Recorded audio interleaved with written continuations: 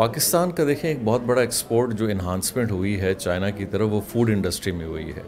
और food security China का एक बहुत बड़ा क्या कहते हैं उनकी अपनी एक बहुत बड़ी प्रायोरिटी है। पाकिस्तान के अंदर एग्रो बेस्ड हमारा मुल्क है और हमारी ग्रोथ उसी पे है। हमें अगर एक बहुत अच्छी मार्केट मिलती है जो हमारी ग्रोथ को इन्हांस करती है, सेसमी सीड है, मेज़ है, प्याज है, बाकी चीज़ें हैं, रेड चिली है, चेरी होता है, बाकी प्रोडक्ट्स होते हैं, मैंगो ऑलरेडी हमारा है, तो हम अपने फार्मर्स को प्रमोट कर सकते हैं। क्यों एग्रो बेस्ड आपकी एक्सपोर्ट जब बढ़ेगी, वैल्यू एडिशन आपके अंदर आएगी, वैल्यू एडिशन से प्राइसिंग आपकी अच्छी आएगी, तो लोग खुद टेक्नोलॉजी की तरफ जाएंगे, इन्हांसमेंट की तरफ जाएंगे।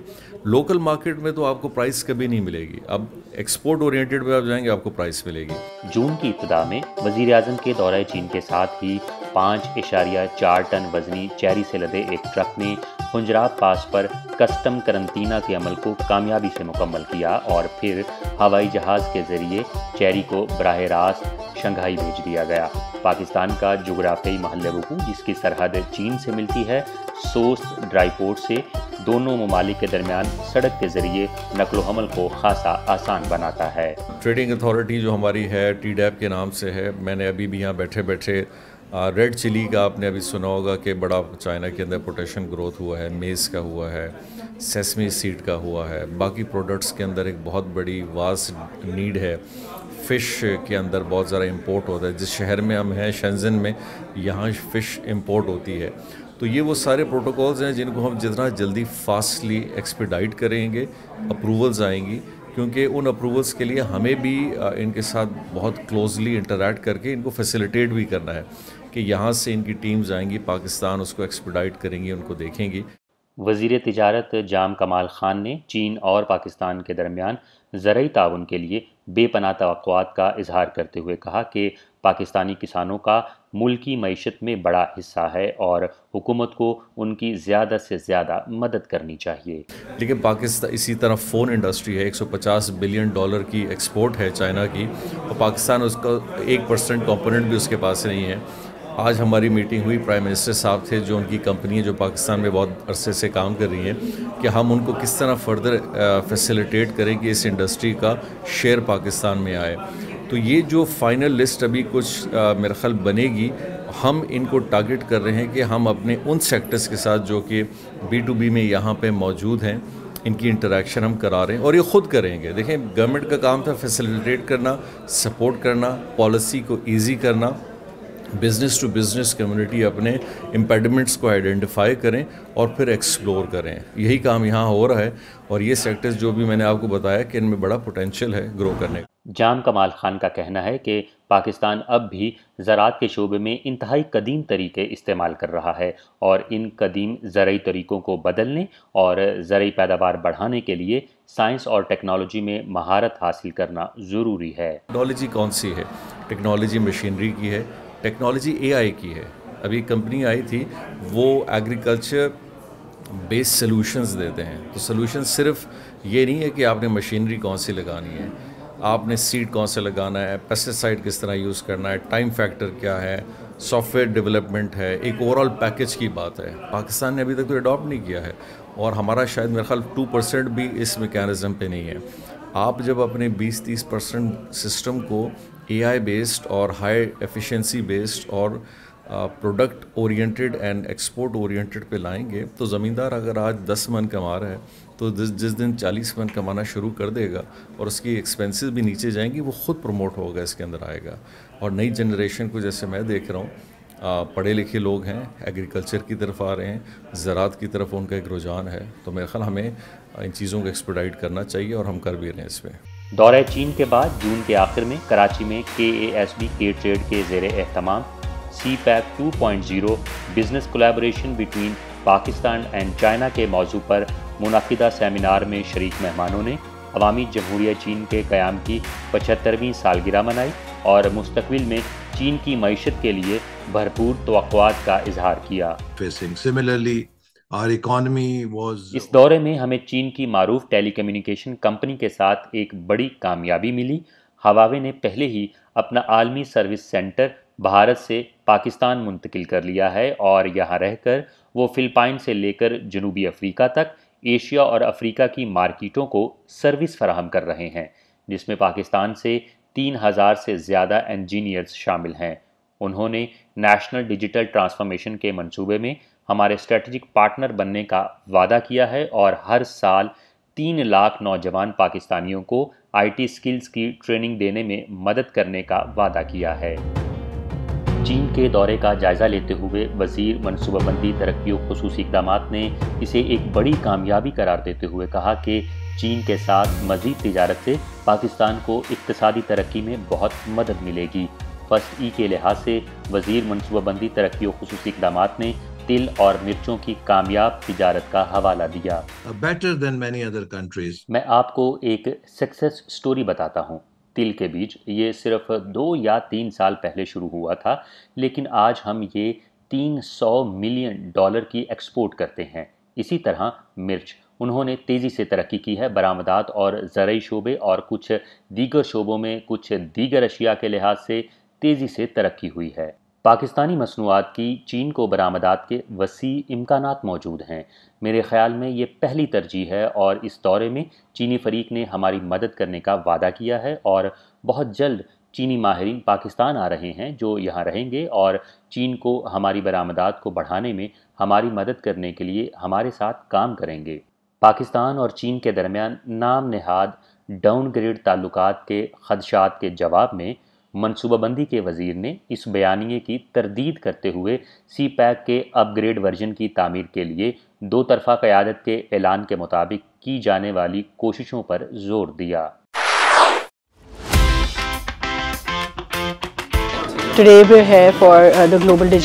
آج ہم یہاں بیجنگ میں گلوبل ڈیجیٹل اکانومی کانفرنس کے لیے موجود ہیں اور اس میں شرکت کا بنیادی مقصد دنیا بھر میں مختلف پارٹنرز کے ساتھ ملنا اور ان کے ساتھ حقیقی کاروباری تعاون پیدا کرنا ہے جو یہاں اپنے اداروں کی نمائندگی کرنے آئے ہیں۔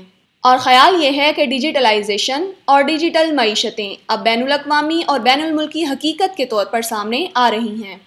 ہم اس مخصوص شعبے میں دیگر ممالک کے ساتھ کس طرح مل کر کام کرنے کو آگے بڑھا سکتے ہیں اور پاکستان اس مہارت اور مشترکہ تجربے سے کیسے فائدہ اٹھا سکتا ہے اور پاکستان دیگر ممالک کی قدر میں اضافے کے لیے کیا مثبت کردار ادا کر سکتا ہے۔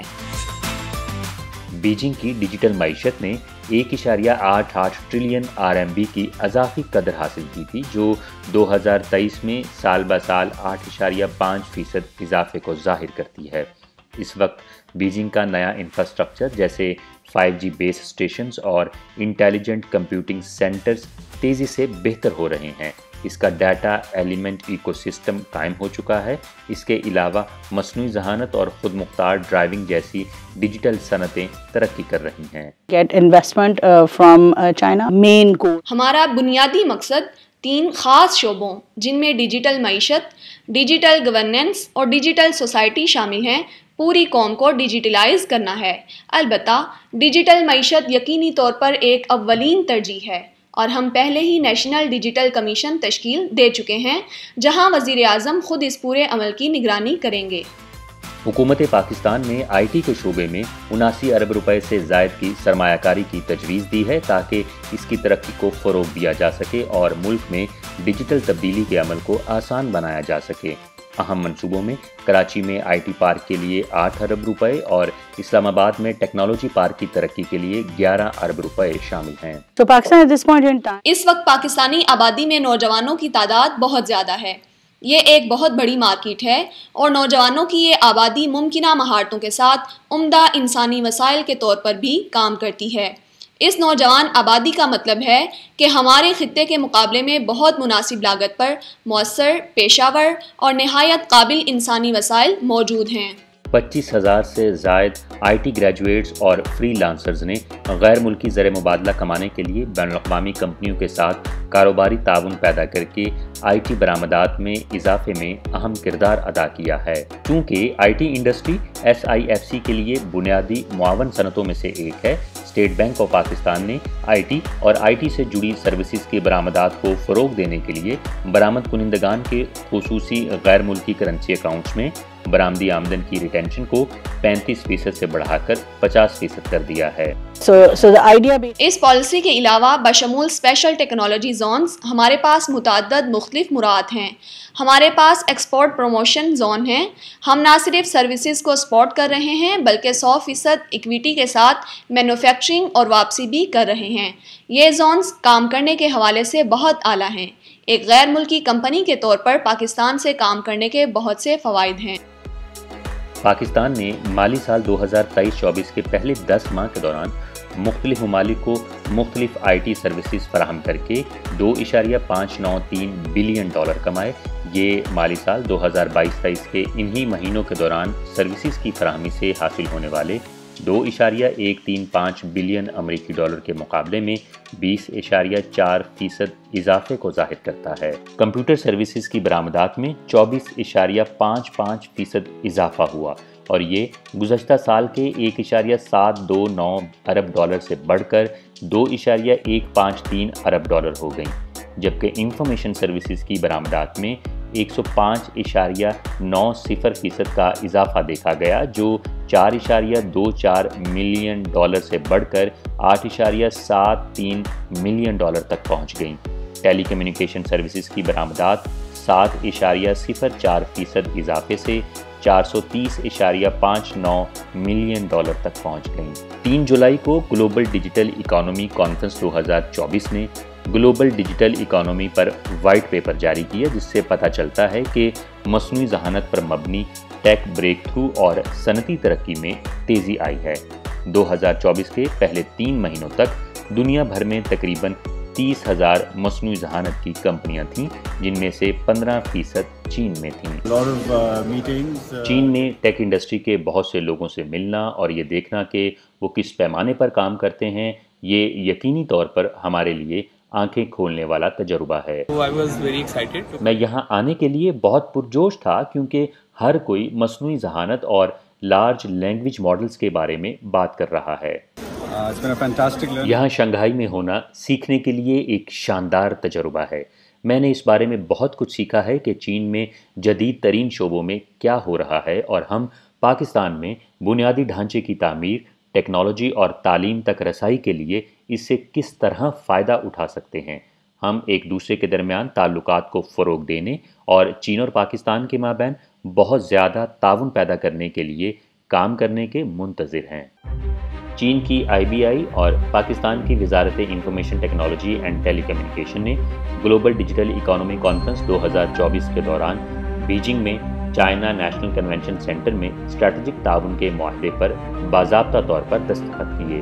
IBI پاکستان میں اپنے کاروبار کو سپورٹ کرنے کے لیے مقامی اہم کاروباری اداروں کے ساتھ شراکت داری قائم کرے گا تاکہ ڈیجیٹل معیشت میں اپنے شاندار وسائل اور جدید ڈیجیٹل ٹیکنالوجی کے فوائد کا بھرپور استعمال کر سکے۔ اس کا مقصد پاکستانی حکومت کے ساتھ مل کر cross border integrated service platform, supply chain collaboration platform, cross border barter platform, cloud factory programme, کاروباری ترقی اور ٹیلنٹ ایکسچینج میں تعاون کو فروغ دینا ہے اور یوں چین اور پاکستان دونوں میں قائم کاروباری اداروں کی عالمی سطح پر موجودگی کو فروغ دیا جائے گا۔